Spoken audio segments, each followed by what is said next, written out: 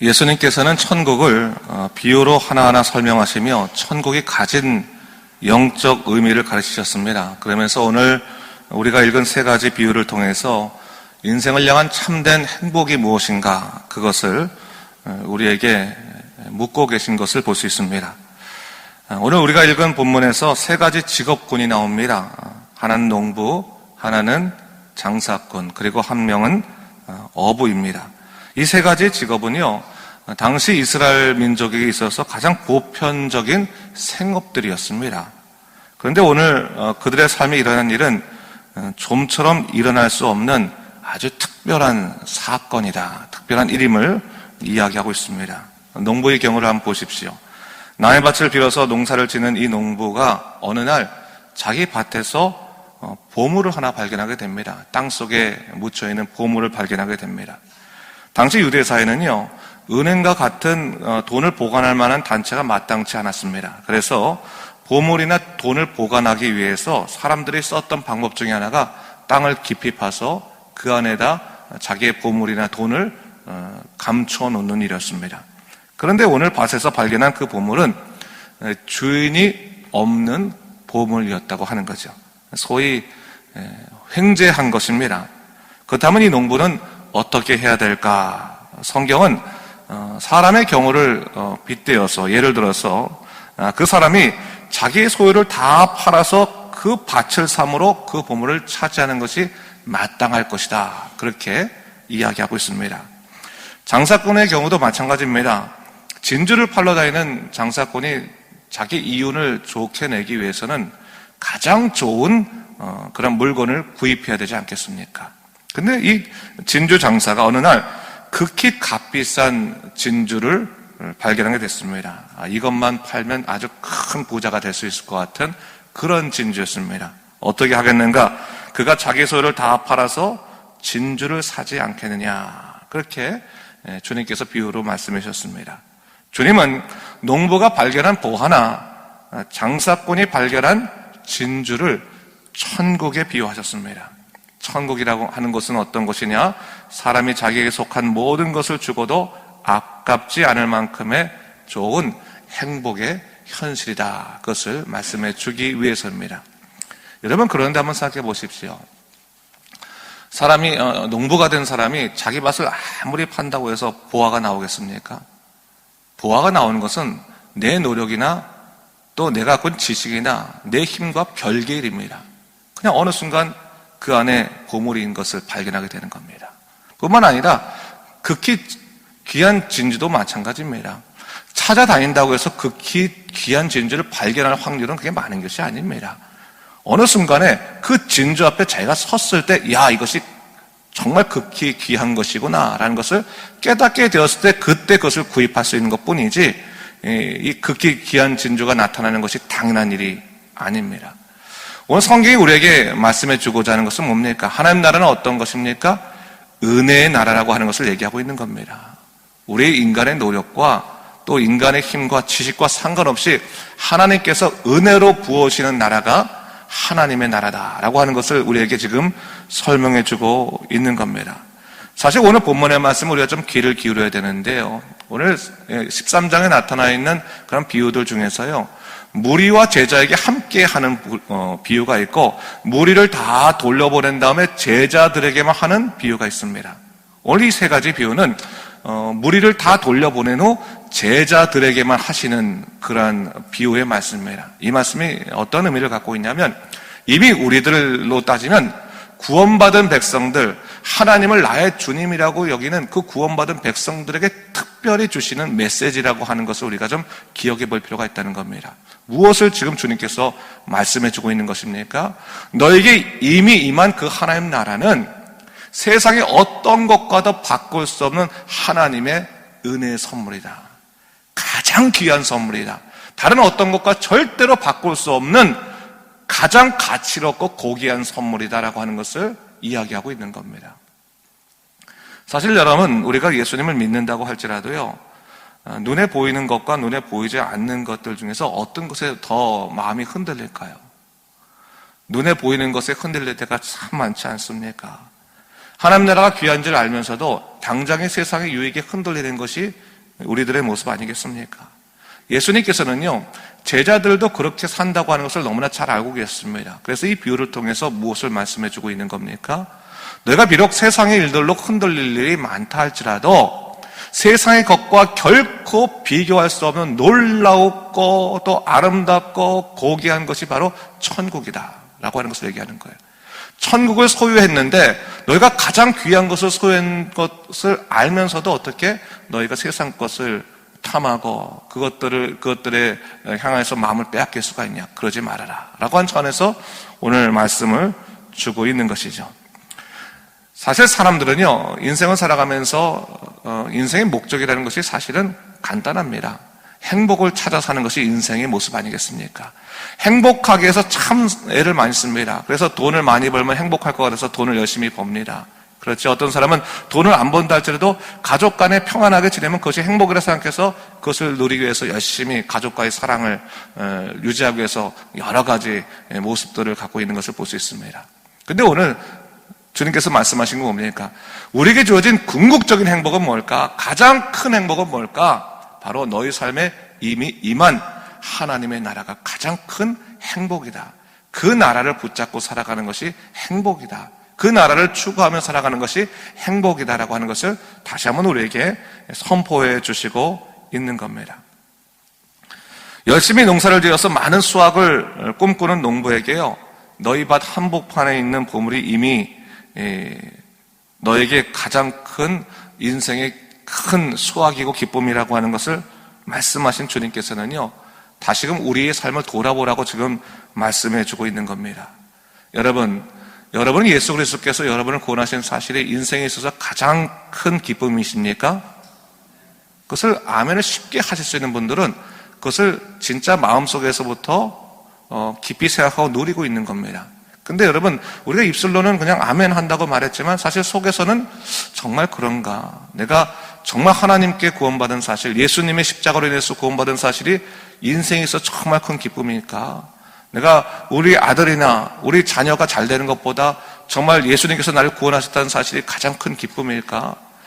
우리가 어렵다가 사업이 잘 풀려가지고 정말 돈이 많이 생기는 것이 정말 예수님 구원받은 사실보다 더 큰 것이 혹시 아닐까? 한번 돌아볼 필요가 있는 겁니다. 오늘 여러분, 우리도요, 삶의 우선순위가 있듯이 우리 기쁨에도 우선순위가 있음을 분명히 알아야 되는 거예요. 우리가 세상적인 기쁨이 아니라 정말 우리의 기쁨의 근원적인 우선순위가 어디에 있는가? 하나님에게 정말 내 기쁨의 우선순위가 있는가? 하나님에게 정말 내게 행복의 근원이 되는 것이 내 우선순위인가를 한번 돌아보고 그 우선순위를 우리가 잘 조절해야 되는 거예요.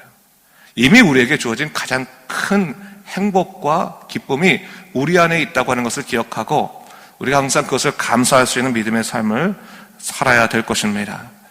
오늘 주님께서는요, 이러한 인생에 어떻게 보면 고민을 하고 있는 우리들에게 이미 너희에게 그 복음이 세상에서 가장 가치롭고 고귀한 것임을 확인시켜주고 있는 것을 볼 수 있죠. 여러분, 마태복음 19장에 가게 되면요, 부자 청년 이야기가 나옵니다. 이 부자 청년이 예수님께 찾아왔죠. 무슨 선한 일을 행하여야 영생을 얻을 수 있습니까? 라고 물어봤습니다. 그러자 주님께서 말씀하십니다. 네가 생명에 들어가려면 계명을 지키라 라고 말씀해 주셨습니다. 주님께서 이렇게 말씀하신 이유는 율법이 그들을 천국으로 인도하는 차원에서 얘기한 것이 아니라 이 청년이 주님께 나올 때 어떠한 마음의 자신감을 갖고 나왔냐면 나는 이미 율법을 많이 잘 지키고 있는 사람이기 때문에 나는 이미 천국에 들어간 자라고 하는 그런 확신을 갖고 왔던 것 같습니다. 주님이 그 사람의 내면을 본 거예요. 진짜 하나님 나라를 추구하는 것이 아니라 자기 자신이 추구하는 삶, 자기 자신이 생각하고 있는 그 가치관에 사로잡혀서 하나님 나라를 향한 자유를 누리지 못하는 이 청년을 보면서 주님께서 말씀하시는 거죠. 그렇구나, 잘했다. 그러면서 마태복음 19장 21절 말씀에 이렇게 말씀해 주십니다. 예수께서 이르시되 네가 온전하고자 할진대 가서 내 소유를 팔아 가난한 자들에게 주라. 그리하면 하늘에서 보화가 내게 있으리라.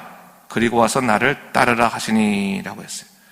주님께서 이 청년의 마음을 곰곰이 보고 나니까 이 청년이 하나님을 사모하고 또 천국을 사모한다고 말하지만 실질적으로 천국을 사모하는 것이 아니라 그 안에 있는 돈을 더 사모하는 것을 보게 되셨습니다. 그래서 말씀하신 거죠. 야, 네가 갖고 있는 그 보화를 다 팔아서 가난한 자들에게 주고 난 다음에 나한테 오면 내가 너를 받아주겠다라고 말씀해 주세요.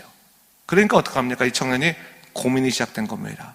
야, 정말 내가 이것을 버리고 따라갈 수 있을까? 근심하고 고민하다가 결국 예수님을 따르지 못하고 되돌아간 것을 볼 수가 있습니다. 여러분, 예수님께서는요, 이처럼 항상 우리를 바라보실 때 우리 내면 속에 감추어진 마음을 항상 보세요. 여러분, 우리가 교회 다니면서 사람들 앞에서는 하나님 나라가 진리라고 말하고 예수님 구원하신 거 내가 감사합니다라고 입술로 말하는 것 같은데 사실 우리 내면에서는 정직히 본다면 하나님 나라보다는 세상 나라를 사모할 때가 상당히 많이 있습니다. 여러분, 우리가 분명히 좀 알아야 할 것은 뭐냐면 예수님을 인격적으로 만나고 그분의 나라를 사모하기 시작하면요, 세상 것들에서부터 자유하기 시작합니다. 옛날에는요, 진짜 1달러, 2달러, 10달러, 100달러 얼마나 귀해서 그것을 절대로 포기할 수 없었는데 어느 순간부터 하나님 나라를 위해서 내게 주어진 유익도 포기해도 아깝지 않을 만큼의 그런 마음의 자유함이 생겨요. 내가 주일에 예배 드리기 위해서, 또한 내가 말씀을 공부하기 위해서, 내가 하나님과 연합되기 위해서 내가 포기할 수 있는 것, 내가 이거 한 달에 1,000불, 2,000불 내가 포기할 수 있어도 하나님 나라를 더 사모할 수 있으면 내가 이것도 마땅히 포기할 수 있으리라 라고 하는 자유함이 생기는 거예요. 여러분, 그런데 여러분, 이걸 억지로 하려고 했다가는 그것도 또 문제가 생깁니다. 하나님의 자유함을 주신다고 하는 것은 뭐냐면 더 큰 것, 더 놀랍고 더 아름다운 것을 위해서 세상의 작은 것들에 대해서 자유하는 마음을 주신다고 하는 것입니다. 오늘 주님께서 말씀해 주고 있는 것이죠. 그러면서 오늘 주님께서 세 번째 비유에서 아주 중요한 말씀을 하나 해 주신 것을 볼 수가 있습니다. 무엇을 얘기하고 있냐면요, 천국은 마치 바다에 치고 각종 물고기를 모으는 그물과 같다라고 말씀하셨습니다. 그리고 그 그물에 물고기가 가득 담겨 있습니다. 근데 그 물고기 모두가 선택되지 않고 어떤 것은 내버려지고 어떤 것은 그릇에 담겼다라고 얘기하고 있습니다. 주님의 이 비유를 통해서 49절과 50절 말씀에 이렇게 말씀해주고 있습니다. 세상 끝에도 이러하니라. 천사들이 와서 의인 중에서 악인을 갈라내어 풀무물에 던져 넣으리니 거기서 울며 이를 갈리라 했어요. 여러분, 이 말씀이 사실은 준엄한 말씀이라고 볼 수 있습니다. 세상을 살아갈 때 너희를 마음대로 살아가는 것, 그래, 좋다. 마음대로 살아가도 좋다. 근데 마지막 심판 날에는 하나님께서 너희를 고른다고 하는 것을 잊지 말아라 라고 하는 거예요. 너희를 고른다, 걸러낸다라는 거예요. 똑같이 있다고 해서 다가 아니라 하나님 걸러내는 사람이 있다는 것을 기억하고 우리가 오늘 정말로 하나님의 사람으로 바로 서 있는지를 돌아봐야 된다라고 하는 것을 얘기하고 있는 겁니다. 마태복음 16장 26절 말씀에 사람이 만일 온 천하를 얻고도 제 목숨을 잃으면 무엇을 유익하리요? 사람이 무엇을 주고 제 목숨과 바꾸겠느냐라고 말하고 있습니다. 악착같이 세상에서 살아가서 천하를 얻는다 할지라도 생명을 얻지 못하면 무익한 것 아니겠습니까? 여러분, 제가요, 어떤 시한부적인 어떤 질병에 걸려서 죽음을 맞이하는 사람들을 꽤 많이 봤습니다. 제가 목사에 있다 보니까 장례도 많이 치르고 하지 않았습니까? 근데요, 평생 그 돈을 벌기 위해서 악착같이 돈을 벌던 분이 진짜 내일 모레 돌아가신다 하면 그 돈이 다 그냥 휴지 같답니다. 종이 쪼가리 같다며, 내가 이 종이 쪼가리 같은 거를 얻으려고 이렇게 내가 일평생 밥도 못 먹고 잠도 못 자고 내가 이 병에 걸릴 때까지 이렇게 노력해서 살았을까? 후회하면서 내가 이제 하나님 나라 가기에 앞서서 유일하게 있는 하나는 믿음밖에 없는 거구나라는 걸 깨닫게 된 다음에 자기 인생을 후회하는 경우들을 참 많이 봤습니다. 여러분, 우리가 믿음으로 살면요, 하나님 나라는 기쁨의 나라예요. 언제나 오시길 사모하는 그 나라입니다. 근데 믿음으로 살지 않으면 하나님 나라 갑자기 임하면요, 당황스러운 나라예요. 좀 어찌할 바를 몰라서 고민할 수밖에 없는 그런 나라입니다. 여러분, 그것을 오늘 주님께서 이 세 가지 비유를 통해 말씀하시는 거예요. 너희가 하나님 나라 기쁨의 나라가 되기 위해서는 이미 너희 삶 가운데 묻혀있는 그 부활을 너희의 인생 모든 것을 걸고 바꿔도 아깝지 않은 것이니까 거기에 집중하도록 하라. 하나님 나라에 집중하는 삶을 살도록 해라.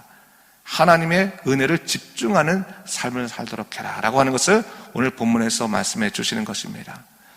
사랑하는 성도 여러분, 오늘 말씀을 마치면서 여러분들에게 천국 비유에 관한 얘기, 저희가 13장의 천국 비유는 제가 오늘까지 마치는데 한 가지만 기억하시기 바랍니다. 하나님 나라는 은혜로 주어진 나라고, 그 나라는 여러분의 인생의 어떠한 것과도 비교할 수 없는 가장 고귀한 가치로운 보화와 같은 것입니다. 그러므로 여러분, 하나님 나라를 위해 살아가십시오. 또 하나님 나라를 항상 마음에 품고 살아가십시오. 이것을 통해서 언제 세상에 자유하는 믿음의 사람 되시기를 주님의 이름으로 축원합니다. 기도하겠습니다. 주 하나님 아버지, 참으로 감사합니다. 이 아침에 우리를 주의 전으로 불러오신 것 참으로 감사합니다. 주 하나님 아버지, 예수님께서 이 천국 비유를 통해서 천국이야말로 이 세상을 살아가면서 우리가 누릴 수 있는 가장 아름답고 또 고귀한 나라이고 또 가장 귀한 보물과 같다라고 말씀해 주고 계십니다. 주 하나님 아버지, 우리가 세상 나라를 추구하기보다는 하나님 나라를 추구하게 도와주시고 하나님 나라 안에서 인생을 살아가는 기쁨을 얻을 수 있도록 주께서 인도하시고 주관하여 주시옵소서. 오늘도 성령께서 주관하시사 오늘 하나님 나라 사랑 우리들이 세상을 이기게 도와주시고 항상 주님으로부터 위로를 받는 믿음의 삶을 살아가도록 주여 이끌어 주시옵소서. 감사드리며 이 모든 말씀 예수님 이름으로 기도드립니다. 아멘.